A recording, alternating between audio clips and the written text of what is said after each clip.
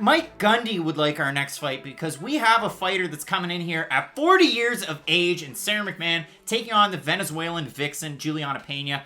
Both these fighters really at a crossroads, you could say, because for Sara McMann, took a lot of time off from 2018 on. The birth of her second child kind of got in the way of the MMA career. I wouldn't even say that. She really focused on her family and did the right and honorable thing. It's almost like that's more important than fighting. Took time off, and she was on a 2-fight losing streak. Had lost to Ketlen Vieira and Marion Renault, both of those by submission. Comes back at the age of 39 against Lena Landsberg last January, and picked up a huge win. She looked absolutely amazing, looked back and on point, and it really meant a lot to her to get the win there. She's favored in this fight to get the win at 40 years of age, taking on, again, the Venezuelan Vixen, Julianna Pena, 31 years of age. She's taken on a really good level of competition since she debuted in MMA.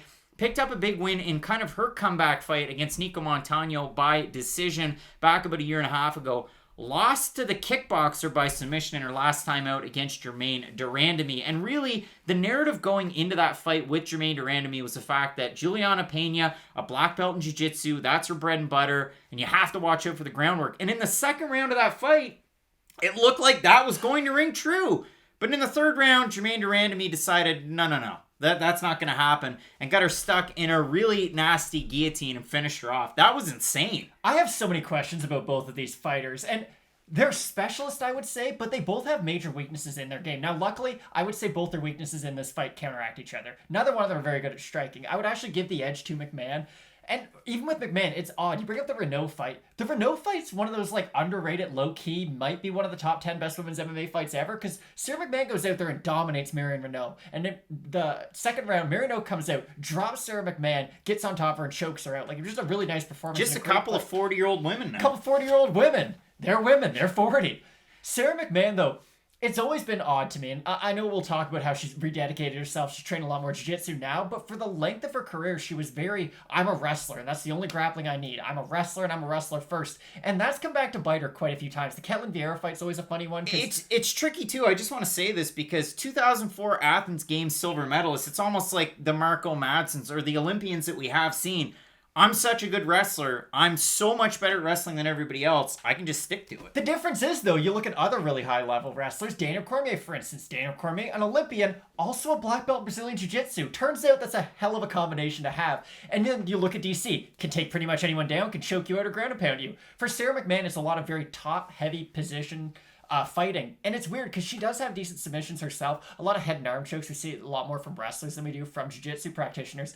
But in the Vieira fight, she gets Vieira in a full-blown head and arm choke, like locked in, she's off to the side, putting it in. Vieira gets out of it and just reverses the position and ends up choking out Sara McMann with the exact same submission. It just shows you that, yes, wrestling's really good for getting the fight to the mat, but if you're really looking to progress and damage your opponent, you need the other aspect of grappling, and hopefully Sara McMann has taken that part a lot more serious, because with Julianna Pena, it's weird her losses come by submissions. He's in that like Michael Chiesa category where it's like, wow, you're good at submissions, but I've seen you get submitted. This is someone who I thought she was going to beat Valentina Shevchenko when they fought.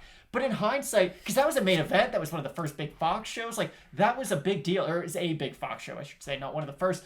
But she had some really nice wins, especially on her way up, and she'd come off the Ultimate Fighter. There was a lot of hype behind her, and she felt like, not to say an above average, because she's definitely an above average fighter, but she was one of those prospects who on her way up, there was definitely overabundance of hype behind her. And at UFC 200, she fought Kat Zingano, and even that performance is a little odd. And when we look through, so you beat Jessica Ai, you beat Kat Zingano, and Nico Montano. Like, those are her 3 best wins. And I feel like a lot of people are still thinking that Julianna Pena is one of the top fighters in the division, where if we're just honest with ourselves, like, she's never had a top-level win. Kat Zingano at that point was on a massive losing streak.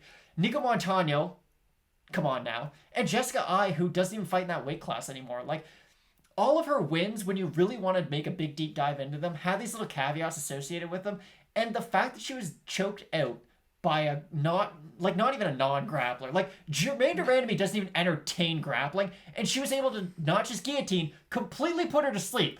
I don't get it. The weirdest part out of that fight, and I had this written down in my notes too, was the fact that she had so much control time in that second round. It did look like, like, Julianna Pena might win this fight. And I know that the odds had shifted so much. The live betting odds, I believe Julianna Pena was the favorite going into the third round on live odds. And I thought that was crazy because I actually had Jermaine Durandamy to win that fight. So I felt pretty good about it. But it was such a weird fight. And that's the thing.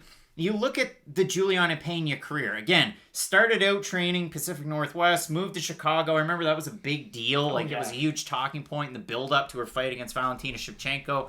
Loses that fight and then takes a ton of time off. And Julianna Pena, I worry, and this is one of those things that you can now say in hindsight, Julianna Pena and Santiago Ponzinibbio, they both got more involved with commentary work. Has it affected their fights?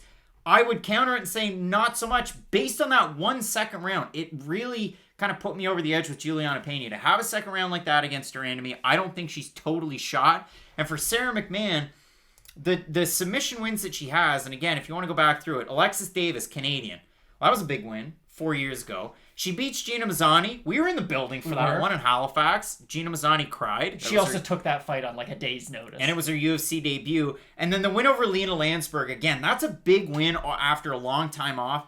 But the Elbow Queen is known as the Elbow Queen because her striking's so good. It's not like her wrestling's all that great. Sara McMann, credit where credit's due. Her wrestling was on point in that fight. So I just want to point to the odds, Matt, before we go too much further. Oh, I just got to dispel something. The commentary myth is not real. That's something Brendan Schaub started talking about like 5 years ago.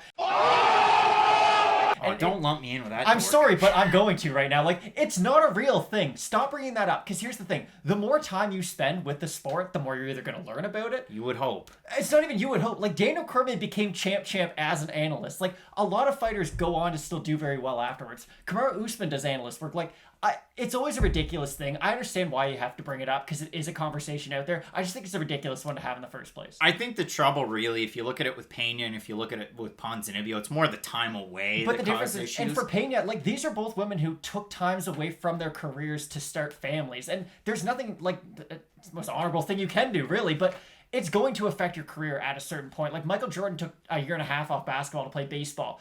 And he came back and still won 3 titles, but we still saw a diminished version in the second half. Like, Julianna Pena took time off to start a family, and it's not just that she took the time off. She diverted a lot of her focus into that, and I do think that's where she's fallen off. I don't think it's the competition. If you look at Sara McMann, too, I know it's been a little bit of maybe camp change. If you go over to the Instagrams, Precision Wrestling and Jiu-Jitsu, there's a lot of pictures of her there. Maybe not so much as the Team Alpha Male pictures, so something to throw in there. With Julianna Pena, obviously made those wholesale changes about, 3 years ago? Now 4 years ago. So we'll see how, the camps affect the fighters. If we look at the total picks on Tapology, 551 of them, 74% Pena, 83% by decision.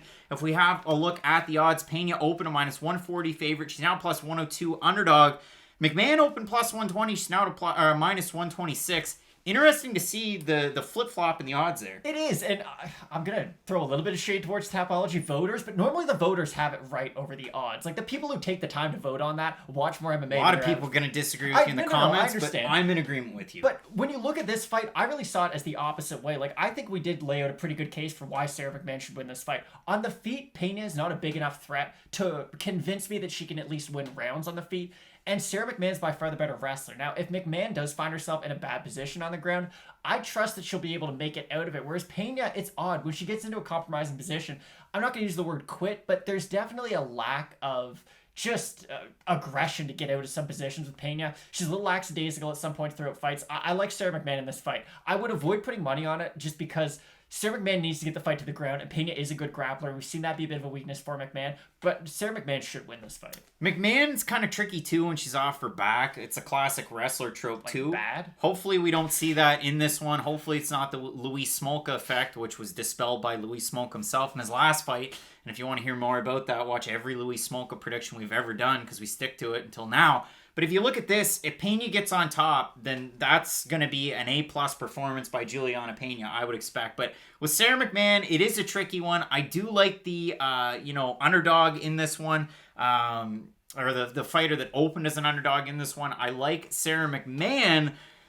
But again, yeah, Matt, I'm in agreement with you. This is one that I wouldn't put on a card because it's too volatile. It's two fighters that are at odd points in their career. The age really favors Pena. I mean, she's still young enough at 31. But again, she's been fighting good competition since 2012, I would argue. Lost to Sarah Morris and then Deanna Bennett. And then she goes on to win the Ultimate Fighter season 18 and win 4 fights in a row, albeit 3 of them exhibitions. And for Sara McMann, she had that fight so long ago against Ronda Rousey, but she still continued to progress through her career. She's not just a wrestler at this point, or maybe not no, she just is. relying That's the on it, problem. but her hands have gotten better. We've seen her get better in certain aspects, and I at least know that the jiu-jitsu's kind of come a long way since she first came into MMA as well. So I'm going to go with Sara McMann. Probably not the most confident pick on this card.